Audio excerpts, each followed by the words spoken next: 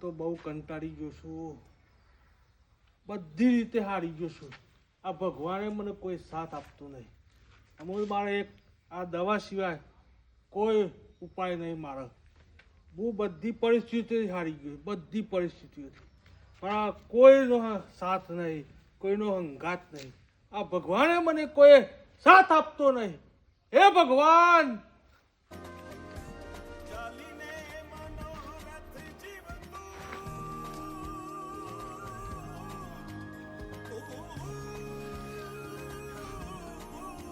ભાઈ તમે કોણ? હું એક તારા જેવો માણસ જ છું ભાઈ, પણ તું કેમ હું ક્યારનો ત્યાંથી જોઈ રહ્યો છું કે તું દવા પીવાનું વિચારી રહ્યો છું. ભાઈ તને હું વાત કરું, હું બધી પરિસ્થિતિથી હારી ગયો છું. ઘરે તકલીફો છું, હું કઈ ખેતીમાં કઈ વાવું કઈ ઉપજ થતું નથી. ક્યાંક પૈસાનું રોકાણ કરું ત્યાં ખોટ જ છે. મને કોઈ જગ્યાએ બધી જગ્યાએ નુકસાન જ છે ભાઈ. એટલે ઓના સિવાય હવે મારા કોઈ રસ્તો નથી.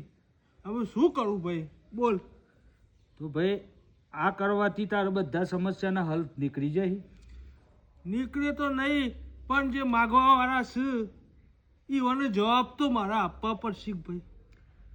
જો જિંદગીમાં છે ને કોઈ બી સમસ્યા આવી જાય ને મિત્ર, તો હિંમત નહીં હારવી પહેલી વસ્તુ. અને આ તું આ રસ્તો જે અપનાવી રહ્યો છે ને આજે, પણ તારા ઘરવાળાનું, તારા ફેમિલીનું, તારા બાયડીનું, તારી છોકરોનું તું વિચાર્યું કે તું આ કરીશ તો એમની શું હાલત થશે? સાચી વાત છે તારી ભાઈ. તો આ છે ને આ વસ્તુ કરવાથી આપણું ફેમિલી બરબાદ થઈ શકે છે. કારણ કે તું પૈસા તો લીધા જ છે લોકો પાસેથી, પણ તું તારું કર્મ કર. ગીતામાં કહેવામાં આવી છે કે કર્મણ્ય વાધિકારસ્તે માં ફલેષુ કદાચન. તું કર્મ કરતો જા, પણ આપવાવાળો માલિક છે ને એ તારા સાથે જ છે ને, હૃદયમાં છે. કે કોઈ જગ્યાએ મંદિરમાં જવાની જરૂર નથી, પણ તું તારા હૃદયમાં છે, સાથે ભગવાન છે. તું હૃદયમાં યાદ કરીશ ને તો તને ભગવાન મળશે. પણ તું હિંમત રાખજે, અને કર્મ તો તારે જ કરવું પડશે, પણ ભગવાન તારી સાથે જ છે, તને રસ્તો બતાવશે. તમે આજે મારું જીવન સુધારી દીધું. હા, મારા અમૂલ્ય જીવન બચાવી દીધું. તમે ભગવાન રીતે આવ્યા છો મારા ત્યાં. હે ભગવાન, તું આ ભગવાન રૂપી આવી મારું જીવન બચાવી દીધું. તારો આભાર વ્યક્ત કરું છું ભગવાન.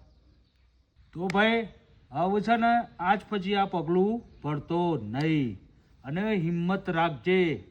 કૃષ્ણ ભગવાનનું નામ લેજે.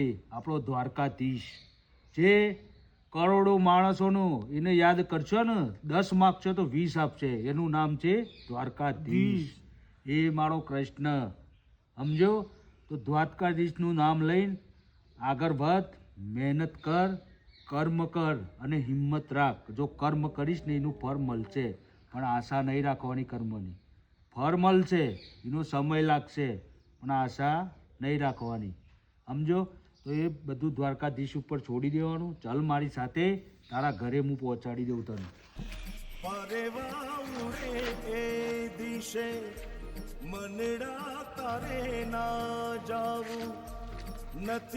આ એક સમજણ માટે વિડીયો છે. તમને ગમે તો અમારો વિડીયો કોમેન્ટમાં દ્વારકાધીશ લખતા જજો. અમારો વિડીયો શેર કરજો, લાઈક કરજો, અને અમારી ચેનલ સબસ્ક્રાઈબ કરજો. બરાબર? આભાર.